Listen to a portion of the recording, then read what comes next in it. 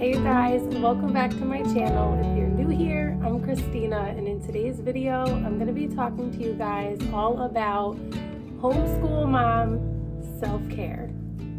I don't know why this feels like I'm about to embark on a controversial topic, but I feel like there has been a little bit of controversy around this whole idea of self-care and what is it? What constitutes as self-care? Before I jump into my thoughts on this whole topic of self-care, how I take time for self-care and what self-care is to me, I want to let you know that you don't get just my thoughts and my opinion on the matter today. This Homeschool Mom Self-Care video is part of a collaboration hosted by my friend Anna over at Just Making It Work, who, if you don't know Anna, she is a wealth of knowledge and she is so skilled and gifted in the area of home management and systems and all of the things.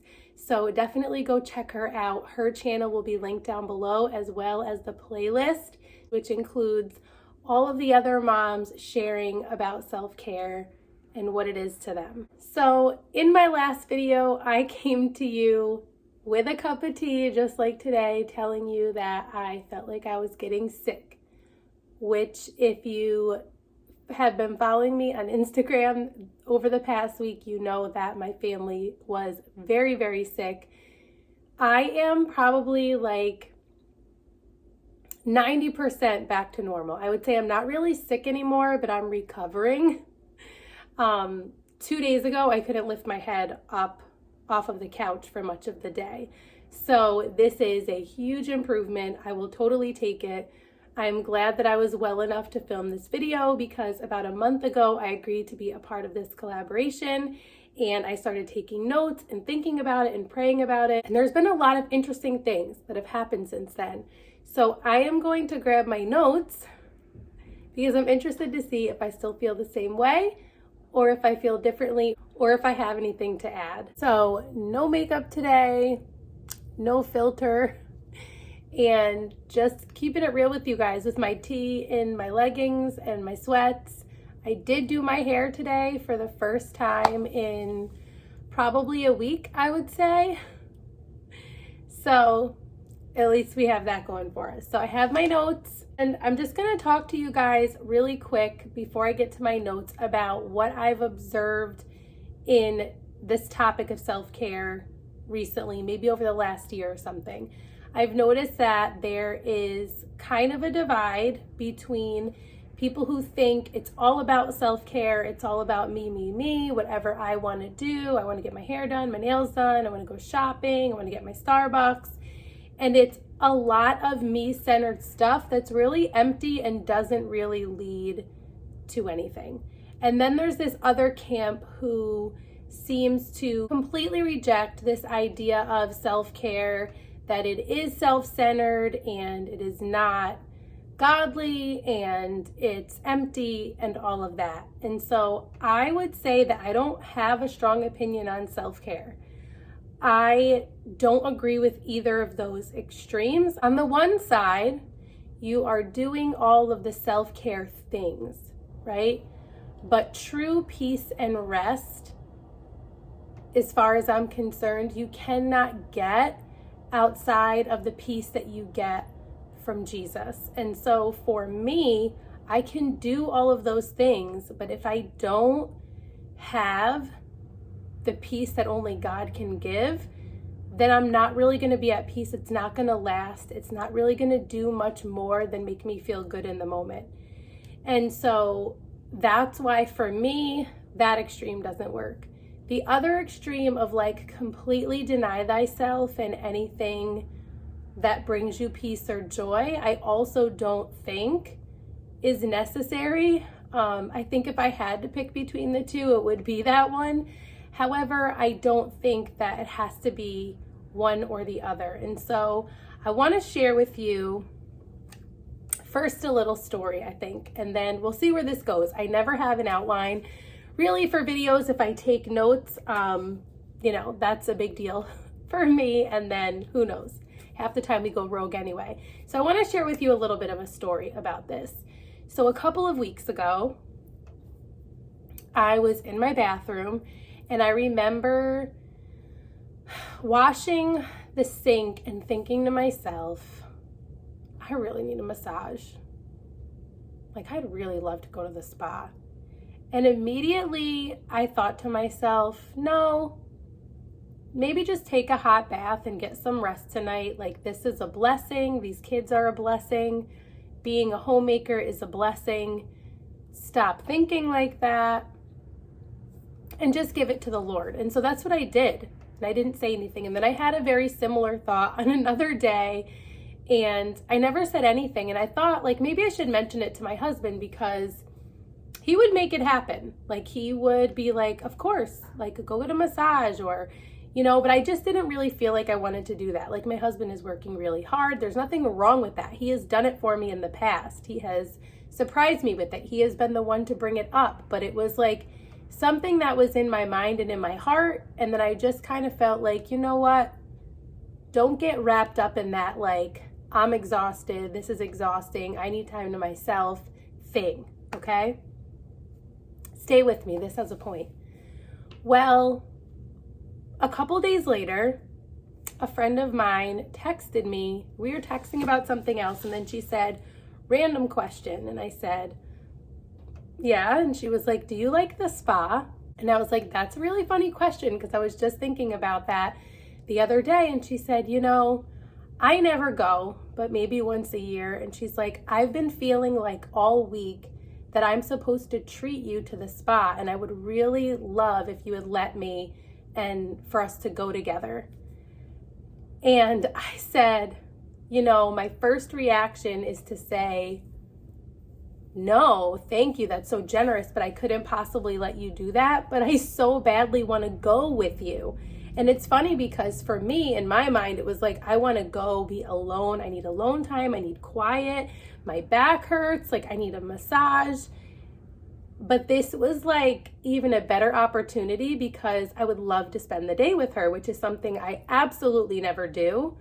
Not that there's anything wrong with that. I just don't seem to have that kind of time. I have 5 children. If you're new here, I have 5 children aged 2 to 15. So I am very busy. I'm sure all of you mamas can relate to what it's like to have your hands full and your heart full, but also be tired and exhausted. So that is like what I want to really like appreciate for moms that might be in that place that like really don't need to hear that they're being selfish, is like, there's a difference between being self-centered and selfish and wanting to do all of these really vain things, and being a mom who's like burnt out and feeling depleted and feeling tired and really feeling like I really could use some me time, or I could really use something that's just for me. And so I just want to encourage you that, like, I believe that God honored the fact that I tried to even check my own heart, even in my tiredness and in my physical pain, and just saying, no, like, these things are a blessing. You can take a hot bath and get some rest tonight, like, drink some water. And at that same time, I believe, is when he was working on my friend's heart, who offered to bless me with a day at the spa, which I have never done in my entire life. I've gone to the spa to get a massage, maybe once a year if I'm lucky. And it's a blessing to ever go. And he's going to bless me with something that I couldn't have done for myself, or I would have never allowed my husband to do, because of the cost and because where our budget is and our income and all of those things. And he gave me something more than I could ever get on my own. And it was my relationship with him and the position of my heart. And this is not to brag on myself, okay? Because my heart is wicked, just like everyone else's. The Bible says, right, that our hearts are wicked. But that doesn't mean we have to like always stay there, right? I feel like God honored that. And the funny twist to this story is the day, so I felt like that was such a testimony in and of itself. And I was so excited about it, and I was almost in tears, and I told her, and she was like, I just really believe God does care about those things. And I was just like, me too. The day before we were supposed to go to the spa, I started to get sick. And I was like, this cannot be happening to me. Like, you have got to be kidding me. Like, my one opportunity, I never get to do anything like this, and I'm going to get sick the day before. Like, this cannot be real. So I kept thinking, like, the first couple of hours of the morning of, like, I'm going to kick this thing. Like, I am not playing around. I am not getting sick the day before my opportunity. And, like, after a couple hours, I realized, like, you need to text her and let her know, like, you're not going to be able to go. I don't want her to miss out on the money. I don't know what the policies are. Like, I just have to tell her. I can't, like, sit here hoping that I get better, or even believe in God that I get better, and, like, risk her losing all this money. So I told her. She was unbelievably gracious and kind, and was like, I thought she was just going to go without me. Like, sorry, that happened. Maybe another time. She rescheduled for the both of us. And so, God willing, I still have like 4 more days to get healthy, which I feel like I will be there. I will get to go. And that is why I say, like, I don't think those things you should feel bad about if you have the opportunity to do them. What I want to say, though, is that in and of themselves, they're not going to bring you the type of true rest that we need. And so I share that to encourage you that, like, you might say, like, yeah, it might be nice to go get your nails done. I can't afford that. It's not in my budget. It is not in my budget to go to the spa. I cannot afford to go to the spa. But my God owns the cattle on 1,000 hills. And what is going to make me cry, what he has shown me time and time again is that he can provide however he wants. He has shown me time and time again where we have tried to figure out numbers. We have tried to figure out how things make sense. And God always shows us and reminds us, you can figure out the numbers all you want. I can do above and beyond however I want. And so I just want to encourage you to not stay in that place of, like, must be nice, or I wish I could, or any of those things. Go to the Father who cares for you. Go to your Father who's waiting for you to tell him what you need, even though he already knows. Maybe he was already working on my friend's heart to bless me before I even had the thought that I wanted to go to the spa. And maybe he allowed me to have the thought so that when she asked me, I knew that it was him, and I knew that I was meant to go instead of declining. And so I just want to encourage you in that area. And if you need that kind of blessing, like, I believe God with you. I believe God for whatever it is you need for your needs to be met. And maybe it isn't going to the spa. Like, maybe you're like, I need to be able to pay my electric bill this month. And I believe God for that for you too, because I've been there. And so I'm going off in a little bit of a tangent, but I believe God allowed this to happen all in the time frame between when I was asked to do this collab and as I'm filming today. And the day that you are going to watch this collab, the day that you are watching this video, if you're watching it on the day that it goes live on YouTube, God willing, I will be at the spa. And so a couple other things I want to share about self-care that I had originally planned to share that may be helpful, but maybe that was my whole point of what I needed to share in this video. But I want to just add a couple other things, like throughout the rest of the year, what does it actually look like for me? And so I am the type of person that a little bit of alone time is good for me, just to gather my thoughts. It's not even like, I can't stand being around my kids. I don't want to be around my husband.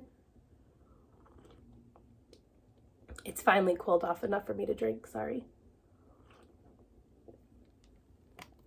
But just that time to kind of like quiet my thoughts, slow everything down, write things down. Writing things down really helps me like feel less overwhelmed. And my husband is so good about this. So right now he has the kids out to give me some time alone. And I'll do a few things around the house. I'll probably hop on Instagram or YouTube for a little bit of time, and I'll read a little bit of a book. And so there's a couple things, I have a point. There's a couple things that I want to point out about this. I think that self-care can be whatever fills your cup. And so if it fills your cup a little bit to get inspired by crafting reels on Instagram, then great. If it fills your cup to watch an encouraging video on YouTube, awesome. Do I think that regularly filling your cup by all of your free time being on Instagram is the best idea and balance? Probably not. No judgment. I have to kick myself off of Instagram all the time. I've removed it from my home screen, so like no judgment. I think those things in balance are fine as long as they're healthy things, right? Like there are plenty of things that we can consume that really aren't good for our hearts and our minds and our spirits, and I'm not here to judge you, and you're grown, but we all know what those things are that we probably shouldn't be looking at. And so whether it feels good in the moment or not, I think it's not self-care if it hurts your spirit, if it hurts your heart, if it fills your mind with negative things or sinful things or things that leave you feeling discontent or tempted or whatever it may be. So that's just a little side note that I didn't plan, but maybe it's for someone. So as long as it's a healthy thing, then I think in balance, great. So those are what these things look like for me. The other thing that's a self-care thing for me is reading. And again, reading something that fills my cup. One of my absolute favorite books, I have so many favorite books, I'd have to do a YouTube video just on that. So let me know if you're interested in an updated like mom books. I've done it a while back, but Mothering by the Book by Jennifer Pepito. I did like a little live interview with her on Instagram right before she released this book, or as she was releasing it. And I had just started it. I was like 2 chapters in, but I'd already fell in love. It's taking me a while. Like you can see where my bookmark is. I'm still only like, I don't know. I still have a quarter of the book left. I'm taking my time with it because I read multiple books at once. Let me know if you do that. Multiple books, and I could share the other books, but right now, if I had to pick one book that has really been ministering to my mama heart in this season that I would count as self-care is this book. Mothering by the Book, The Power of Reading Aloud to Overcome Fear and Recapture Joy. I was excited about this book because I thought that it was just about like how reading aloud to your kids can help you overcome fear and recapture joy, and that was it. Cool. This book ministers. This book shares real, raw experiences that she has walked through in her life. Like she gets very vulnerable about this book and shares about the work that God has done in her and how he's actually done that through read alouds that she's done with her kids over the years and the lessons that she's learned from these characters about all of these different topics related to fear.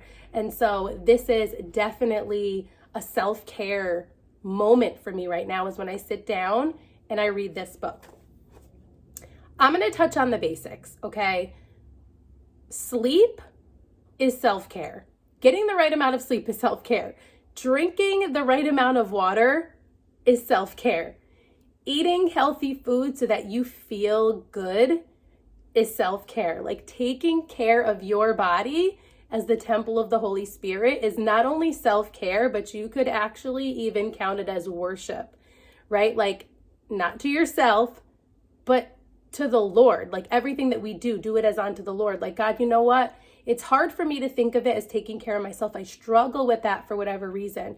But because you gave me this body as the temple of your Holy Spirit, then I am going to take care of it. Just like if he put you in charge of the temple, you would probably be sweeping that floor and washing it and making it beautiful and all of the things. You can do the same thing. It's okay to look nice and feel good, right? Like there's a difference between vanity and taking care of yourself, right? And so that's that. Then what else? Exercise. Okay, I am the guiltiest of guilty for not doing this. I try and I never stick with it. I'm not good at this. This is an area that I need to work on for self-care. So exercise. Let me know what's your favorite exercise. I have a whole testimony about exercise, which I could share at another time. We don't have time today. I do my own nails. I do my own hair. I am coming at you with some grays. You know what I mean? So that's why I say it looks different for everybody. For some people, going to get their hair done is like some serious self-care. Like, go get it, girl. If you need your hair done, go ahead and do it. If it's within your budget and it's not stressing your family out financially and you're being wise and that is self-care to you, go for it. If your husband's encouraging you to do it, definitely go for it. Treating yourself within your budget, I feel like is really important because I really try to be wise about money. And so I just want to remind you that there are usually things that you can tweak in order to make this happen. Maybe you get Starbucks all the time and you could actually use that money to save up to go get a massage. It probably wouldn't even take that long to do. Like maybe, I don't know, a month? I'm not sure. I don't get Starbucks on a regular basis. Like once in a great blue moon, I make my coffee and tea at home, and that's just what I do. That doesn't mean I'm better at finances, doesn't mean I make better choices. It's just an example of how you could cut somewhere to make up for it in your budget for something else that would actually make you feel more like it's self-care. So that's just an idea. Another one is time with my husband. So time alone definitely has its place for me, but time with my husband is definitely self-care for me. That blesses me, it blesses my marriage, it blesses our family.